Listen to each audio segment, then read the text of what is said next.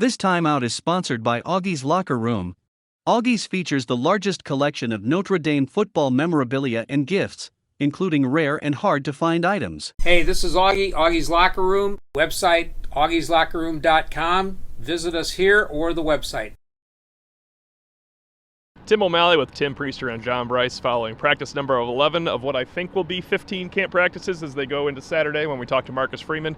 Tim, you had the offense today. Before we get into our safety discussions with Chris O'Leary and 5 veteran safeties, what were some of the highlights on the offensive side of the ball? Yeah, a lot to talk about on both sides of the football. I had offense today, and I'm struck by Chancey Stuckey's creativity at wide receiver. They were working on drill where they were catching everything with one hand.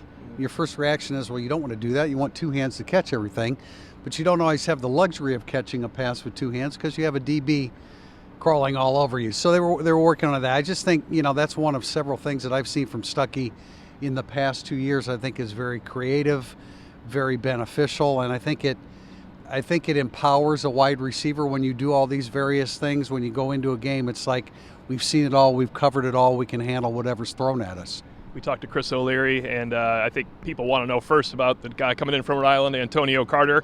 I mentioned it's interesting, he's a cornerback that has to move to safety. Apparently the physical aspect of it is not an issue. No problem whatsoever. I think that was maybe the first question, second question asked of Chris O'Leary. It was your question, and he gave a big-time answer talking about just how very physical Carter has been. He's been that way from the outset of camp. He said it took less than a day to realize this is a guy that made him wonder how he ever played cornerback just because of the physicality that he plays with. And to Tim's note about Chancey Stuckey real quickly, I love watching Chancey Stuckey and Dylan McCullough with their drills, and then I've paid a little bit more attention this year to some of the things that Mike Mickens and Chris O'Leary are doing. And it's really fun to watch those 4 in their labs, so to speak, and see the different things that they're doing to try and harness as much ability as they can from their guys and also get them to play fast and with confidence. Yeah, quick couple notes on the future of the safety position. I didn't bring up Adon Schuler, but I think that's the second thing he said was, our whole goal is violence. That's the goal of camp. That's the goal of the season, to be more violent on every play. He said Adon Schuler is so violent that when veterans see a rookie doing that, they better catch up to him. So I think the future for Adon Schuler is great. Obviously, with these 5 veterans, it's going to have to wait. And he was asked about Luke Talich as well. And, can he contribute this year? Can he contribute next year? And O'Leary stepped in. He's like, oh, he will contribute next year. But he did note that Talich needs about 10 pounds to really be involved in the proceedings this season other than on special teams. It's another one of the walk-ons that, and to call him a walk-on, he won't be a walk-on for long. I don't know when that will change, but there's just a group of guys, including Jordan Faison, the freshman wide receiver, but of Talich, he said, Chris O'Leary said bright future, really high ceiling, and he bet on himself. He was asked, maybe it was by you, I don't know whether on signing day, whether they were assured of getting him, and he just laughed like they had to continue recruiting this walk-on to the program, but he won't be a walk-on very long. Great length. I would agree that, it looks like he's a guy that needs a little bit of size and strength, but when you see him run around the field, just like Faison, maybe we can talk about him a little bit more because I was watching him. There's a group of walk-ons here that really contribute to the 85 scholarship total. A couple other points of interest. Ramon Henderson, Chris O'Leary said in the spring they maybe gave him too much to do last season. He was a nickel, he had some dime packages, he was a safety. They've really narrowed it in. He's playing safety. I think he can help on the back end because of that. And then you've been able to observe Thomas Harper.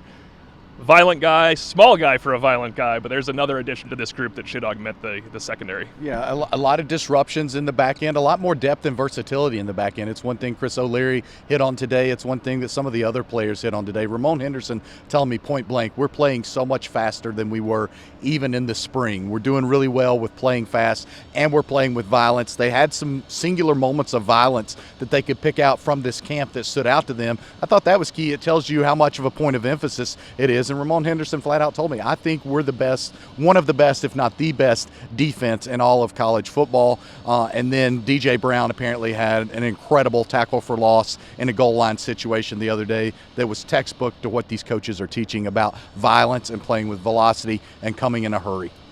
I hate to jump ahead to tomorrow, but tomorrow we will have a full practice to watch. After seeing them in bits and pieces and seeing the very competitive group we saw yesterday, today was a little bit more laid back in spider shells.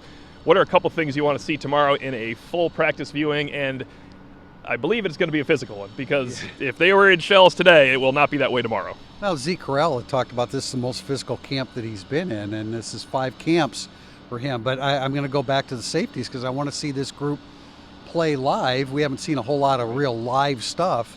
And just think about it, just a couple months ago, we were talking about this safety group as if they had a real problem back there. Then you got to play the games and you got to make the plays.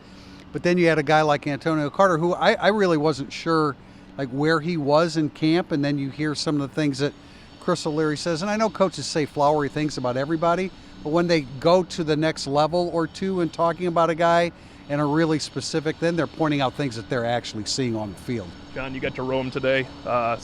Anything you were going to kind of hone in on going into tomorrow when you take one side of the ball? Tomorrow's a really big thing for me. I want to see timing from Sam Hartman and his receivers, and frankly, timing between Sam Hartman and his offensive line. Are they coalesced up front to have a full 5 that are comfortable starting to work together? Yes, it's the last week of fall camp, but there's also Ireland prep sneaking into these preparations now at this point in time. So to me, it's really about timing. And then one thing we heard about today is the cats and dogs. I want to see how many cat and dog reps we get from those players in the back end, as Chris O'Leary calls it, and leads off each of his meetings with the cat reps and the dog reps, which are pretty self-explanatory.